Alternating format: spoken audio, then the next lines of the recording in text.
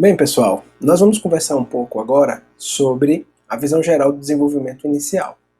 Vamos falar um pouco sobre os padrões de clivagem. A gente sabe que diferentes organismos sofrem diferentes padrões de clivagem. Todo mundo sabe que a partir da clivagem nós vamos ter a clivagem seria a divisão celular do embrião, tá? E vamos gerar os blastômeros.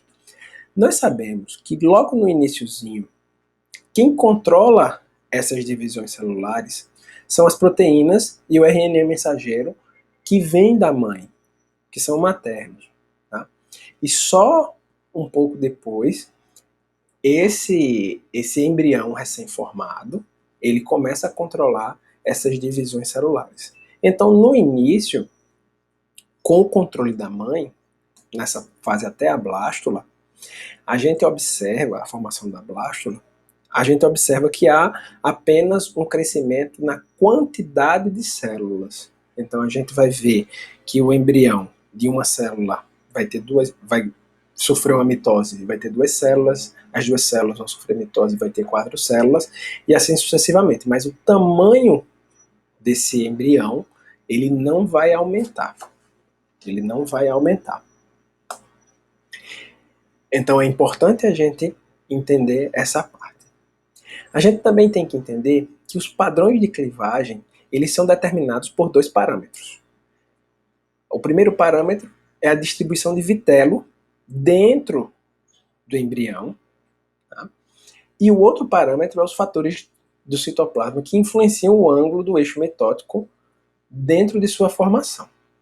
A gente sabe que o vitelo ele inibe as clivagens. Então, normalmente a gente divide o ovo, o embrião, em 2 pontos. O polo animal e o polo vegetal. O polo animal, ele é pobre em vitelo. Já o polo vegetal, ele é rico em vitelo. Então, podemos perceber que o polo vegetal vai ter poucas divisões celulares. Então, as clivagens vão ser poucas. Enquanto que no polo animal, como existem pouco vitelo, as clivagens vão ser em grande quantidade.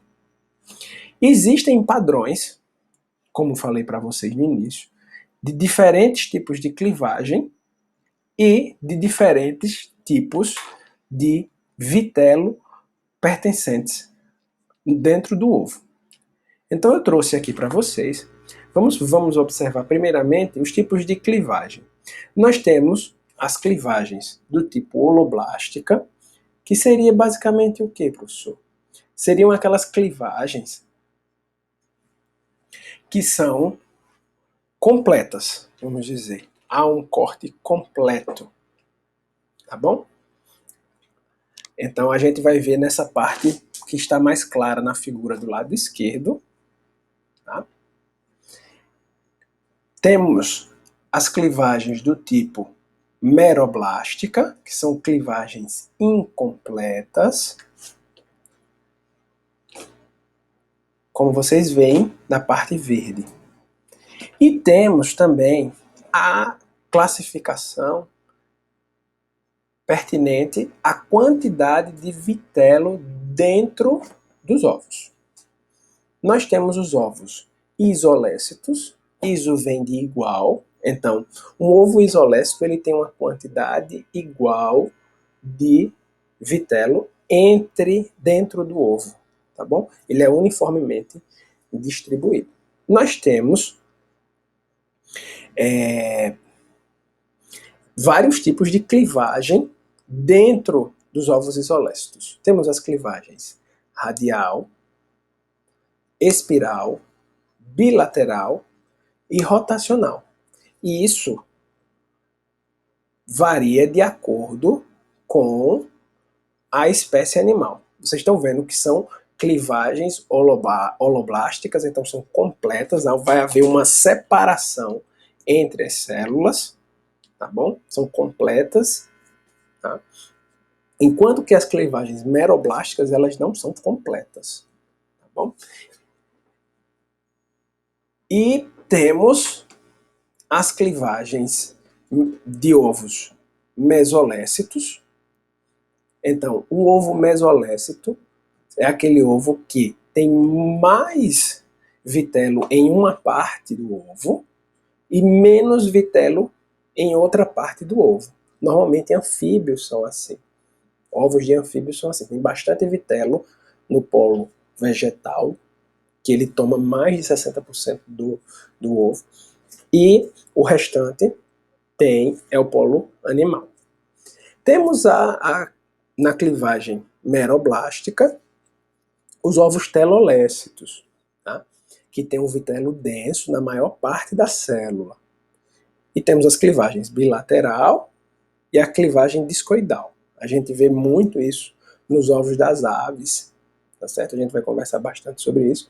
E temos os ovos centrolécitos, que são os ovos dos insetos, que a clivagem normalmente é superficial. O vitelo ele fica concentrado no meio e as clivagens são realizadas ao redor do vitelo, que está no centro.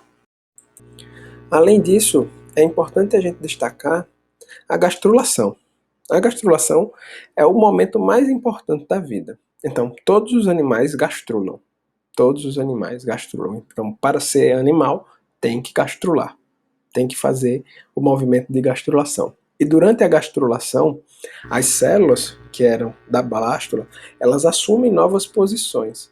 Há a formação daquele blastóporo, que é quando começa a gastrulação, e as células vizinhas e o plano corporal começam a mudar em várias camadas, começam a surgir várias camadas, e vão surgindo as camadas que a gente chama de camadas germinativas, que são o ectoderma, a endoderma e a mesoderma.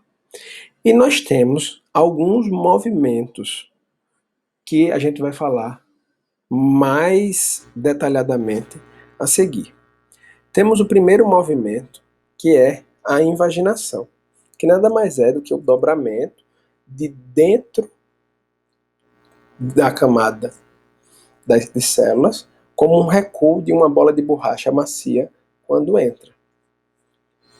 Temos a involução, que é um movimento para dentro da camada externa, em expansão, que forma e se espalha sobre uma superfície interna de células externas remanescentes.